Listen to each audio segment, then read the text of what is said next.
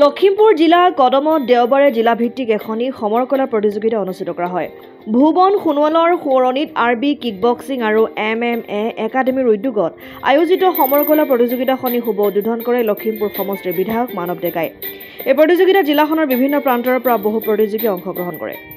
আমি এই বৃহত্তৰ কদম আঞ্চলিক এৰিয়াটোত এইখনেই প্ৰথম হয়। আমি আমাৰ ইয়াত এজন প্ৰয়াত Bhuvan Sonowal memorial Lakhimpur district championship kickboxing and MMA একাডেমীৰ উদ্যোগত আমি এখন কিকবক্সিং প্ৰতিযোগিতা আয়োজন কৰিছোঁ। এই প্ৰতিযোগিতাখন আচলতে আমি প্ৰত্যক্ষ কৰিছোঁ। আমি আৰবি কিকবক্সিং এণ্ড MMA একাডেমীৰ যিসকল আমাৰ কৰ্মকৰ্তা আছে, আমি প্ৰত্যেকে অনুভৱ কৰিছোঁ যে অলপ দিনৰ আগতে আমি দেখা পালোঁ বিভিন্ন ধৰণৰ চেনেলসমূহৰ দ্বাৰা আমি দেখা পালোঁ ডিফেন্স নথকাৰ কাৰণে যিটো মানে বিশেষকৈ ৰেপ কেছত যিবোৰ জড়িত হ'বলগীয়া হৈছে বা বলি হ'বলগীয়া হৈছে, মহিলাসকল মৃত্যু হ'বলগীয়া হৈছে, এই বস্তুটো ফিজিকেলি যদি আমাৰ প্ৰেক্টিছটো সকলো মহিলাৰ থাকিলে উঠি অহা নৱপ্ৰজন্ম আজি ড্ৰাগছ আসক্ত ইত্যাদি কৰি পিনি বিভিন্ন দিশত মানে অসামাজিক কাৰ্যকলাপৰ লগত জড়িত হৈছে।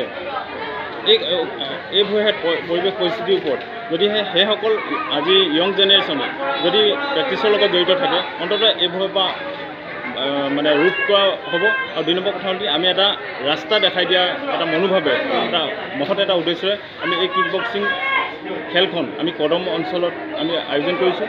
আৰু ভুৱন সোণোৱাল যিজন ব্যক্তি আমাৰ ইয়াৰ বিভিন্ন ধৰণৰ জাতি জনগোষ্ঠীৰ মানুহে ভৰপূৰ, কিন্তু ভুৱন সোণোৱাল যে এই খেলৰ লগত কিকবক্সিং খেলৰ লগত যে জড়িত আছিলে হয়তো বহুত মানুহে নাজানে।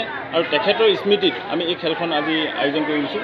আৰু ইয়াত যথেষ্ট দৰ্শক হৈছে আৰু ইয়াৰ শুভাকাংক্ষী তথা যিসকল আজি আমাৰ সদস্য আছে, প্ৰত্যেকৰে আমি যথেষ্ট ধৰণৰ মানে সহায় সহযোগিতা পাইছোঁ। আৰু সেয়েহে আমি নিজেও উদযাপন সমিতিৰ ফালৰ পৰা আমি যথেষ্ট উৎফুল্লিত আৰু আশা কৰিছোঁ অনাগত দিনত যাতে আমি এনেকুৱা ধৰণৰ খেলৰ দ্বাৰা সমাজ তথা পৰিৱেশ পৰিস্থিতিটোক আমি অকণমান আগুৱাই লৈ যাব পাৰোঁ, তাই আমি আশা ৰাখিছোঁ। লখিমপুৰৰ পৰা ৰাহানুদ্দিন আহমেদৰ ৰিপৰ্ট, অসম আদিত্য। NKS হুণ্ডাইলৈ স্বাগতম। নৰ্থ ইষ্টৰ প্ৰথম GDSI 2.0 ফিচাৰ্ছ ডিলাৰ হৈছে NKS হুণ্ডাই। অত্যাধুনিক সা সুবিধাৰে তৈয়াৰী মষ্ট আপডেটেড হুণ্ডাই ডিলাৰ এতিয়া ডিব্ৰুগড়ত। আমাৰ NKS হুণ্ডাই ডিলাৰত open sales consulted room, customer ৰুমৰ লগতে পুৰণি গাড়ীৰ এক্সচেঞ্জ ফেচিলিটিও ৰখা হৈছে।